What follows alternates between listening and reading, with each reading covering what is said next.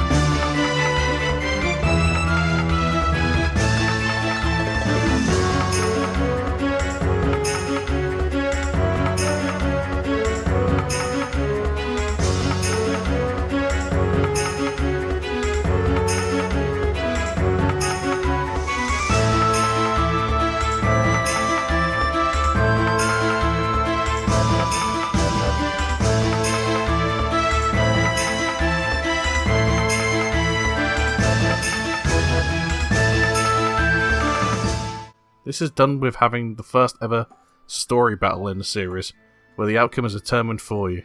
The characters must fall in this battle.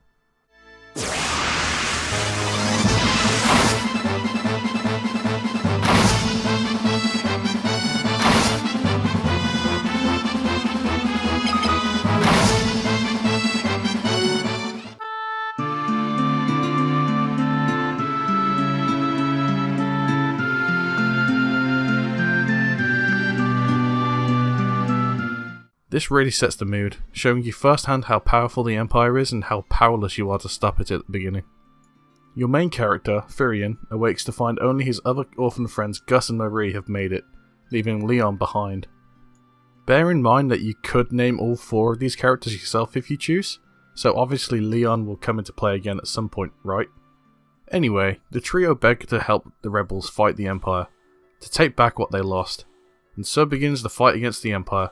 And I've got to say, I was pretty impressed with the way the story plays out here, at least in terms of the broad strokes, as that's all there is. While it's basic, I found the plot progression to be pretty satisfying actually. All the objectives served a purpose to meet an end goal, which is definitely something I couldn't say about Final Fantasy 1, where the majority of the game was spent doing odd jobs. The story is really let down by the characters though, to be honest. I couldn't tell you anything about the main cast really outside of their roles within the tale. Maria is the sister to Leon, and Gus can speak Beaver? I think that's literally the extent of any character building from the main characters. Even the NPCs aren't too well fleshed out. Gordon considers himself a coward, but overcomes it by forcing himself to join the 3 on a mission, and then when that's done, he basically just sits it all out with Hilda on the throne. I feel most of the characters get one little thing and then that's it. Another character, Joseph, sacrificed himself to let the characters carry on. I didn't really feel too much for the dude, as I barely got to know him, like most of the characters in the game really. An element I actually quite like in the story that would have been a lot better if you got to know the characters at all, was that so many of them die.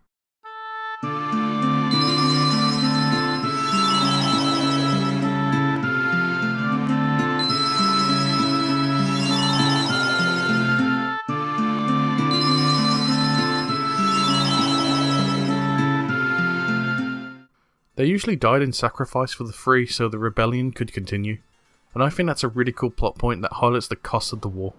There's lots of cool plot points too, such as being sucked into the Leviathan, or flying up to the Cyclone to face the Emperor head on, and in the remake these are shown with really nice cutscenes.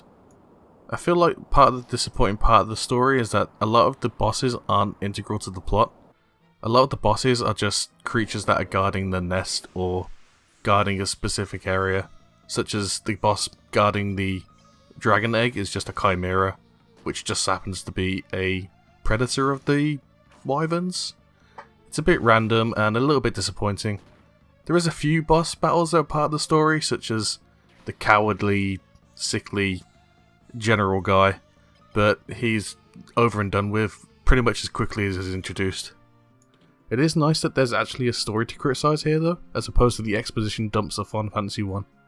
And if you are in the mood for a lore dump, then there's a library in the last quarter of the game which can offer you just that. All you have to do is ask it a phrase that you've learned throughout your adventures, and hey presto, a lore dump for you. Speaking of which, the passphrase system is extremely interesting, but feels heavily underutilised. It starts off as a novel idea, using the Rebels' password to gain access to places and information. Various topics are also learned, and at the start most NPCs have something to say about most of them. But as the game goes on, NPCs have less to say, and most topics are responded with a single puzzled question mark. So, one of the first things you'll notice upon leaving Altair is that the battle system is reworked completely. Square, not wanting to just do the same thing again, something I find admirable about the whole series to be honest, decided to rework the leveling system for this game. There are no traditional character levels, instead stats increase depending on what a character does the most in battles. Cast a lot of spells? Get more MP. Physically attack with axes? Increase your strength and axe wielding skills. It makes perfect sense when describing like this, and it mostly works as intended to start when even basic enemies chunk your health and all stats are low. As the game goes on though, and most battles don't last long enough to get level ups, your characters start to stagnate. One issue I ran into later in the game was that Maria's MP would not increase over normal play because I was only casting 1 or 2 spells per battle, and because I wasn't depleting a significant portion of her total MP, it would never trigger the level up. The same applied for Firian's MP as well, and most of the characters' HP, as healing wounds negated any HP ups. So it turned out, the best way to increase stats to where I felt they should be was to fight weak monsters, and then cast magic and physically attack each other rather than the monsters. The significant health loss and most MP gone meant that I almost guaranteed level ups per battle. I never risked a game over, and I did this near town so I could instantly recover and do it all over again. This never didn't feel weird, but it was the only efficient way to level. The weapons outside of the basic sword, bows and axes that you start with feels a little obsolete too. You don't find any late game rods, so why bother leveling that weapon type? Knives are also pretty limited. But to be fair, at least you find some late game knives. But honestly, the only weapon you truly need is a sword. The Blood Sword specifically. With it, I made the final few bosses a total joke, killing the final boss in only a couple of minutes. It honestly felt a little bit cheap how much damage I was doing with the Blood Sword, but considering how little damage I was doing with every other weapon type, it felt really satisfying regardless. And I will add that the reason I did such little damage with the other weapons wasn't so much that the skills were underleveled, or I was using bad weapons. It was more the insane defensive stats of the bosses which meant I could barely scratch them. Unfortunately, the level system isn't my only issue with the gameplay. The dungeons for the most part are pretty awful.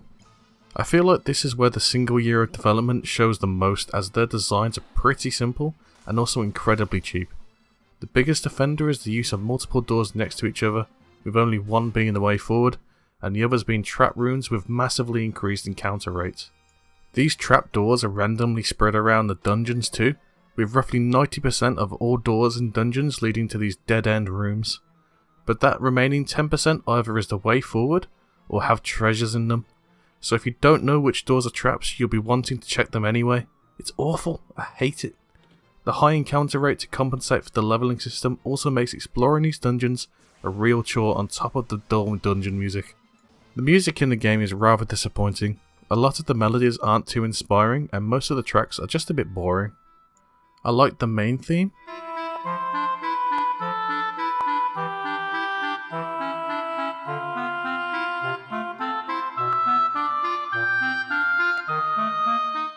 The Rebel theme.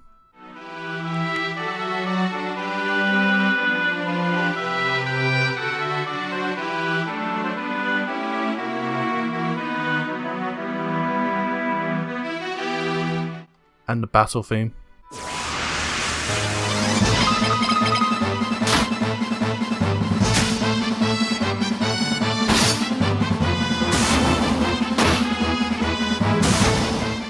I think those more than most of the other tracks are the standouts.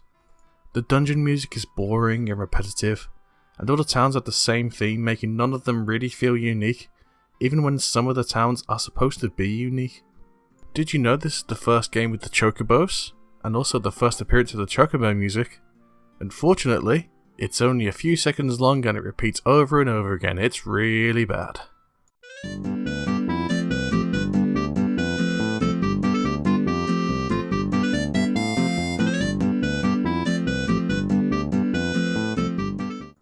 The boss music is pretty weird. I'm not sure exactly how I feel about it.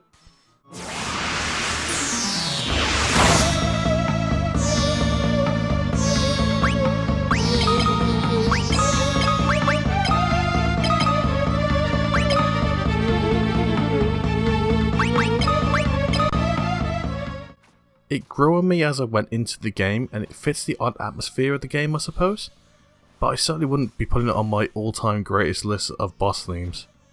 Hell, even the final boss theme sounds boring and tired compared to the boss and final battle themes of the last game. I think the Empire dungeon theme is the biggest offender of boring and repetitive dungeon music.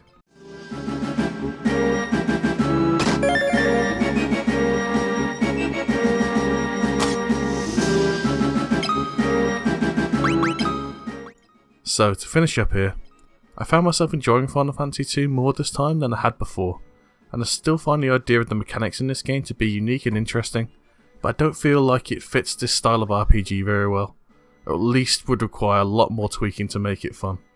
I found myself taking breaks from the game more frequently in the latter part of the game though, because the act of exploring became so tedious with the aggressive encounter rate and poor dungeon design, and when an RPG like this is supposed to encourage exploration, I feel like that's a major flaw.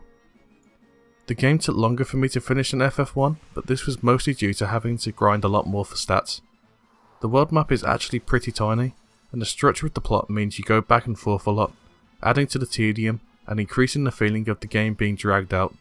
Therefore, I will be ranking it below Final Fantasy 1. So, the ranking as it stands is number 1 Final Fantasy 1, number 2 Final Fantasy 2.